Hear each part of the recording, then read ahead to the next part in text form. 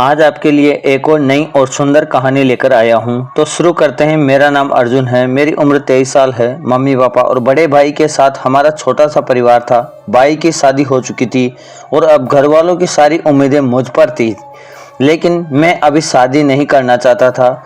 मेरे सपने बड़े थे, मुझे कुछ बड़ा करना था, अपनी पहचान बनानी थी, लेकिन घर में रहकर यह संभव नहीं था।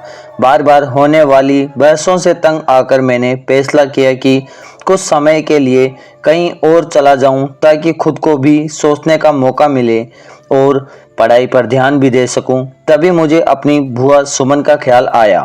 बुआ का घर एक अलग शहर देहरादून में था और वहाँ का माहौल मेरे लिए सही रह सकता था। बुआ बहुत समझदार और ममतामयी थी। उन्होंने हमेशा मुझे अपने बेटे जैसा ही प्यार दिया था। मैंने बिना देरी किए अपना बैग पैक किया और उसी शाम की ट्रेन पकड़कर बुआ के घर रवाना हो गया। रात के करीब 9 बजे मैं बुआ के घर पहुंचा। दरवाजे की घंटी बजाती हूँ। बुआ ने दरवाज़ा खोला और मुझे देखकर खुश हो गई। वह आज भी पहले की तरह सुंदर और सौम्य लग रही थी। उनकी उम्र 45 साल थी, लेकिन उन्हें देखकर कोई नहीं कह सकता था कि वह 2 बेटियों की माँ है। उनका चेहरा आज भी उतना ही खिला हुआ था जितना बचपन में हुआ करता था। अरे अर्जुन, तू अचानक कैसे आ गया?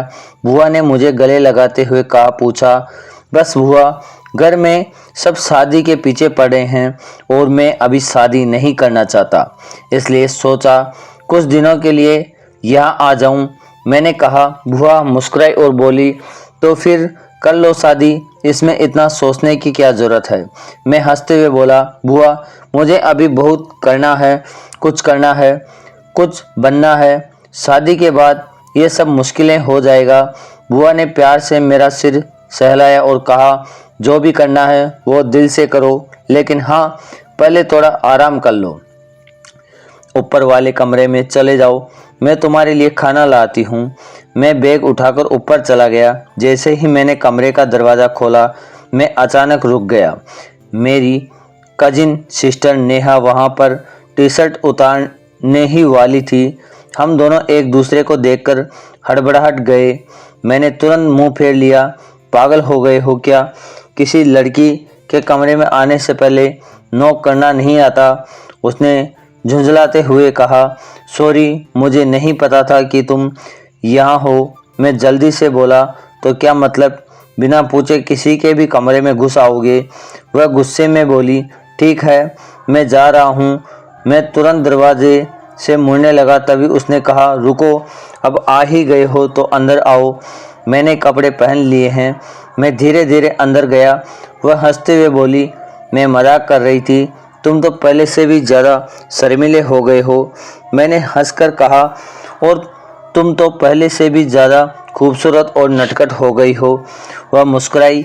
ये भी तुम्हारे बारे में कह सकती हूँ, लेकिन अगर कहूँगी तो तुम्हारा अहंकार बढ़ जाएगा। हम दोनों बिस्तर पर बैठकर बातें करने लगे।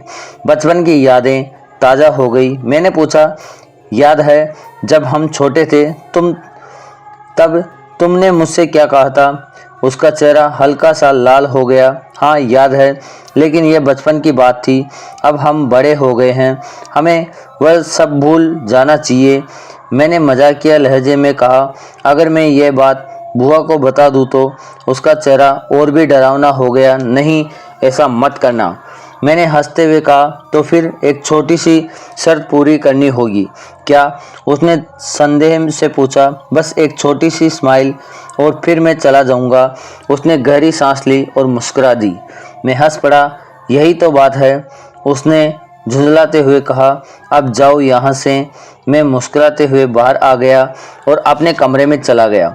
रात भर मुझे यही ख्याल आता रहा कि शायद मुझे यहाँ आकर कुछ अलग ही अनुभव होने लगा है।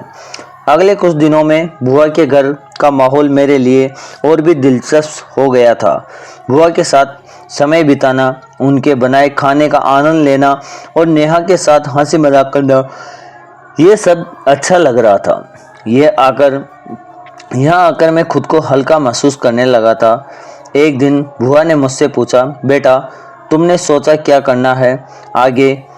बुआ, हाँ बुआ, मैं अपनी पढ़ाई पूरी करने खुद का कुछ करना चाहता हूँ, नौकरी में मन नहीं लगता, मुझे कुछ बड़ा करना है। बुआ ने मेरी हौसला बढ़ाया, जो भी करो दिल से करो, मैं तुम्हारे साथ हूँ। उनकी यह बात सुनकर मुझे और हिम्मत मिली।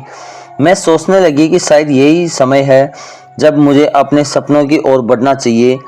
शादी का दबाव तो हमेशा रहेगा, लेकिन मुझे अपनी राह खुद चुननी थी। बुआ के घर में रहने के दौरान मैंने महसूस किया कि जीवन के रिश्तों की अहमियत बहुत ज़्यादा होती है। वह रिश्ते जो हमें प्यार, अपनापन और सुरक्षा का एहसास कराते हैं। यहाँ रहकर मैं फिर से वही पुरानी खुशियाँ महसूस कर रहा था जो शायद भाग दौड़ में कहीं खो गई थी। कुछ हफ्ते बाद जब मुझे वापस घर जाना था तो बुआ ने कहा, बेटा कभी भी ज़रूरत पड़े तो यहाँ आ जाना, यह घर तुम्हारा भी है। मैंने उन्हें गले लगाया और कहा, बुआ आप दुनिया की सबसे अच्छी इंसान हैं। जब मैं ट्रेन में बैठा तो मुझे एहसास हुआ कि यह सफ़र सिर्फ एक जगह से दूसरी जगह जाने का नहीं था, बल्कि यह मेरे जीवन की सोच को बदलने का सफ़र था। तो दोस्तों, ये थी मेरी कहानी। अगर आपको ये कहानी पसंद आई तो चैनल को सब्सक्राइब करें और अपने विचार हमसे ज़रूर साझा करें। धन्यवाद। ऐसी रोचक कहानियाँ मैं आपके लिए लाता रहूँगा, तो सब्सक्राइब